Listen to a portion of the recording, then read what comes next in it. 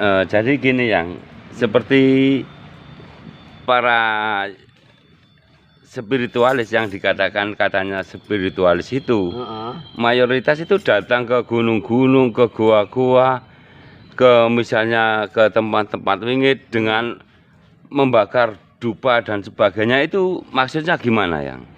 Ya, justru yang harus ditanya mereka. Kalau menurut yang semacam itu ya baru ziarah. Baru ziarah ya? Ya, mereka penziarah saja, itu aja.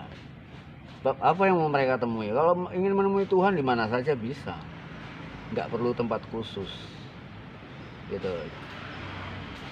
Kan selama ini saya lihat misalnya di patung Joko Dolok itu banyak mereka yang datang ke situ dengan membawa kembang, membakar dupa. Tapi maksudnya sendiri saya ini kok nggak ngerti ya, dengan pola pikir mereka. Harusnya sampai tanyakan pada yang ziarah. Ya, karena mereka yang tahu persis apa yang mereka inginkan. Kalau sepengetahuan yang ya apa yang mereka lakukan masih sebatas ziarah. Sebatas ziarah. Bukan semacam ritual yang itu. Otomatis ketika mereka yang namanya ritual itu sebetulnya semua yang kita lakukan sudah ritual. Sudah ritual. Iya. Tapi kalau sekilas menurut pandangan saya banyak yang mengaku-ngaku mereka itu spiritual, tapi saya lihat itu sebatas ela-elu. Apa itu ela-elu? Misalnya si A mengajak ke suatu tempat, di situ dengan membakar dupa, membawa kembang. Lalu si B temannya yang diajak ini juga ikut-ikutan membakar dupa. Tapi setelah saya tanya, si B ini maksudnya apa yang nggak tahu, pokoknya aku ikut seperti si A. Apa yang dikerjakan si A saya ikuti. Nah itu berarti termasuk pembodohan dalam spiritual yang. Dan itu belum spiritual. Belum spiritual ya. Ya. Spiritual tuh nggak di sana. Nggak di sana. Spiritual itu orang yang tidak lagi menggunakan pikiran sebagai alat. Orang yang sudah tidak lagi tergantung oleh pikiran. Itu langkah-langkah spiritual. Ya. Kemudian orang-orang spiritual adalah orang-orang yang mampu mengetahui Tuhan itu dari A sampai Z. Sudah betul-betul mengenal dan Tuhannya. Orang yang mampu memecahkan secara matematis keberadaan Tuhan itu dengan semua yang gemelar itu dengan jelas, bisa menjelaskannya. Iya. Kalau belum mampu, jangan ngomong spiritual sih. Ya, itu berarti kalau cuma delok tuyul, delok gondoruo itu bukan spiritual. Dukun-dukun itu akeh sing ngono itu. Supranatural, maksudnya di supranatural. Itu mungkin bisa. Yang kayak gitu tuh hanya semacam hadiah-hadiah, hanya apa? Oleh-oleh perjalanan. Bagian dari perjalanan spiritual.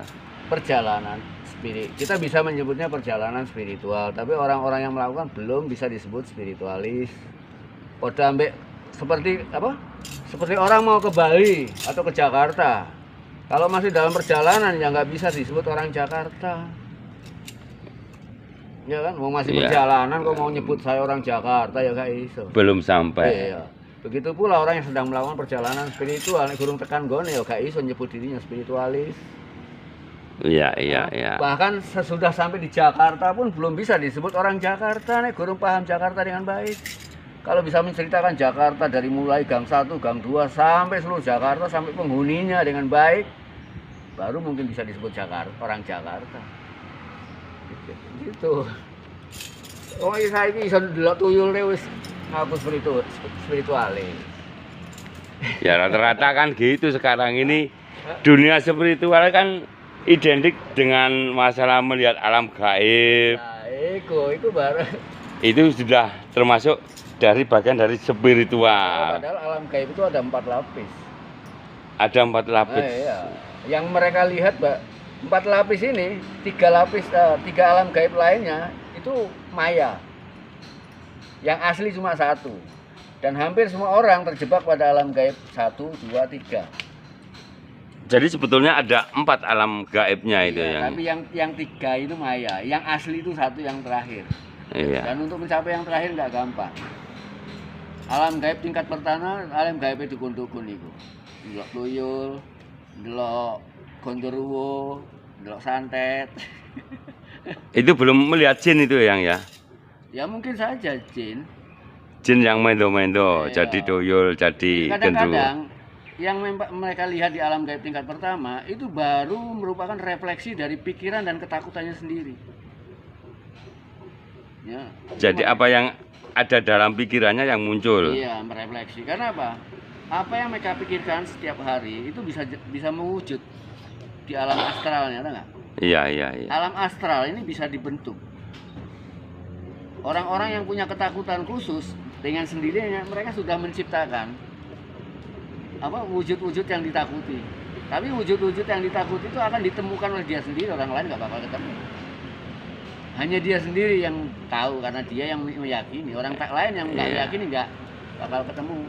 Karena dia sendiri yang menciptakan, ya dia yang Ya dia sendiri yang bisa melihat. Nah, kecuali alam gaib yang diciptakan secara komunitas. Misalnya kuntilanak. Itu kan hasil cipta komunitas. Ya komunitas kayak di Jawa, di Bali, alam gaib yang tercipta oleh komunitas. Kuntilanak di Bali nggak ada, leak di sini nggak ada, karena itu hasil refleksi secara kolektif orang-orang sana. Itu alam gaib tingkat kedua. Belum alam gaib orang-orang beragama. Itu masih bagian Iya. satu bagian dari alam gaib aja itu yang. Iya, wong Islam di alam gaib dewi, wong Hindu di alam gaib dewi, wong Kristen di alam gaib dewi. Mereka nek meditasi sing ditemoni ya ikut tok. Wong Hindu nek meditasi sing ditemoni ikut tok. Wong Kristen sing ditemoni ikut tok. Kok nggak bisa bertemu yang seolah-olah alam gaib dikapling-kapling? Harusnya alam gaib yang sebenarnya itu universal, Iya. tidak terkapling-kapling, gitu loh. Nah, makanya kita nggak gampang masuk ke sana. Nah, wong Islam merasa sing bener iki, wong Kristen merasa sing bener iki, Hindu merasa sing bener iki. Buktekno sing bener endi? Lalu harusnya gimana ini untuk menyatukan mereka dalam satu kebersamaan alam Ya gaibnya? tembuslah semuanya, hancurkan semua batasan-batasan, hancurkan semua pemahaman, hancurkan semua sudut pandang, hancurkan semua keyakinan, karena semuanya produk pikiran. Masuk alam gaib yang tercipta 3 itu ya produk pikiran, pikiran kolektif, pikiran personal, pikiran macam-macam. Nah ini kita harus